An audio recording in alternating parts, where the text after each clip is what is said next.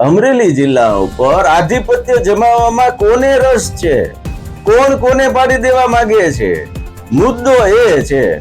મહેશ કસવાલા ઉપર થોડી વાર આંગળી ચીંધવામાં આવે છે, થોડી વાર વળી બીજા બે ત્રણ નેતાઓ ઉપર આંગળી ચીંધવામાં આવે છે, થોડી વાર વળી એવું કહેવામાં આવે છે કે ભાઈ કૌશિક વેકરિયા ને પાડી દેવા માટે અંદરથી આવું થયું છે. વળી પાછા પીઠ આગેવાનો ઉપર પણ અંગુલી નિર્દેશ કરવામાં આવે છે. પ્રતિપક્ષ કોંગ્રેસ ઉપર પણ આક્ષેપો થાય. ભાઈ આ બધી વસ્તુ જે છે સરવાળે દીકરી જેલમાં છે ને આ આખા મુદ્દાને હાથો બનાવીને ઉપયોગ કરવાની કોશિશ કરી છે. એ બધા ચમરબંધીઓ અત્યારે છૂટા ફરે છે.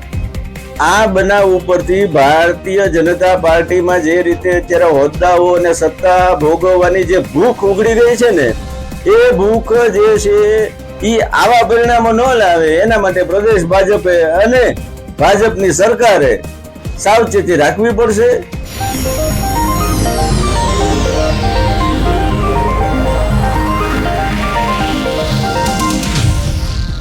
નમસ્કાર, ઇવનિંગ પોસ્ટના ડિજિટલ પેજ ઉપર ફરી એકવાર હું છું આપની સાથે કુમાર. પોતાના રાજકીય વજન વર્ચસ્વ ટકાવી રાખવા માટે જે લોકો કાવા દાવા કરતા હોય છે એની સમાજ ઉપર કેવી વિપરીત અસર પડે છે એ અમરેલીનો દાખલો જીવંત છે.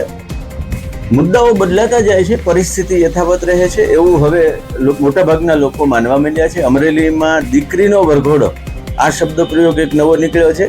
વરઘોડો હંમેશા પુરુષનો જ હોય, પરંતુ દીકરીનો વરઘોડો એ બતાવે છે કે હાલમાં ગુજરાતની અંદર જે કાંઈ બની રહ્યું છે એ નવું જ બધું બની રહ્યું છે. જે લોકોએ પ્રજાએ અપેક્ષા નહોતી રાખી એવા બનાવો પણ સામે આવી રહ્યા છે. ત્યારે પ્રશ્ન એ થાય કે રાજકારણીઓ જે પોતાના અંદરના દાવપેચ માટે જે રીતે સમાજની અંદર એક ફાંટા પડે એવી પ્રવૃત્તિ કરે છે, ત્યારે આગળ ઉપર આ મુદ્દાઓ જે છે એ સમાજને કેટલું નુકસાન પહોંચાડે છે કે સમાજને કેટલો ફાયદો કરાવશે એ પણ મહત્વનું છે. અમરેલીના બનાવોએ એ વાત તો એકદમ સ્પષ્ટ કરી દીધી છે કે હવે ગુજરાતમાં દીકરીઓનો પણ વરઘોડો નીકળી શકે છે. થોડોક સમજાય નહીં એવો આ શબ્દ પ્રયોગ છે, દીકરીનો વરઘોડો હંમેશા પુરુષનો જ હોય છે. પરંતુ આપણે એટલું સમજવું પડશે કે જે કાંઈ બનાવ અમરેલીનો બન્યો છે એના સૂચિતાર્થો પણ અલગ છે અને એનું પરિણામ પણ અલગ આવવાનું છે. અમરેલીના બનાવે એટલું તો સ્પષ્ટ કર્યું છે કે પાટીદાર સમાજ અથવા તો પટેલ સમાજમાં ભાગલા છે.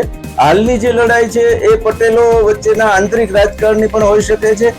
જે દુકાન પોતાના લાભ માટે અથવા તો જે સમાજને વર્ગ વિગ્રહમાં ફેલાવવા વાળા નિવેદનોથી ચાલતી હતી, એ દુકાન હવે પોતાના જ સમાજના વર્ગ વિગ્રહથી ચલાવવાની જે આ કોશિશ જે છે એ થઈ, એના સમાજમાં ઘેરા પ્રત્યાઘાત પડ્યા છે અને પડે એ સ્વાભાવિક છે.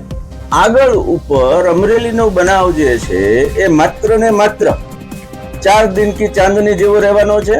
જે કાંઈ રાજકીય રીતે કે સામાજિક આગેવાનો તરીકેના જે કાંઈ નિવેદનો સામે આવ્યા છે કે આમણે આદેશ કર્યો છે કે દીકરીને મુક્ત કરો, આ ભાઈએ એવું કીધું છે કે ભાઈ આ ચલાવી લેવામાં નહીં આવે, તો એવું કશું હોતું નથી. બનાવ બન્યા પહેલા અથવા તો બનાવ બન્યો ત્યારે જે રીતનું વિવેક બુદ્ધિ વાપરવી જોઈએ એ અમરેલીના બનાવમાં ઓછી વપરાય છે.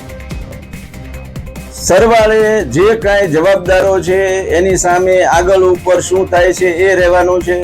પ્રદેશ ભાજપ હજી સુધી મગનું નામ મરી પાડી શક્યું નથી.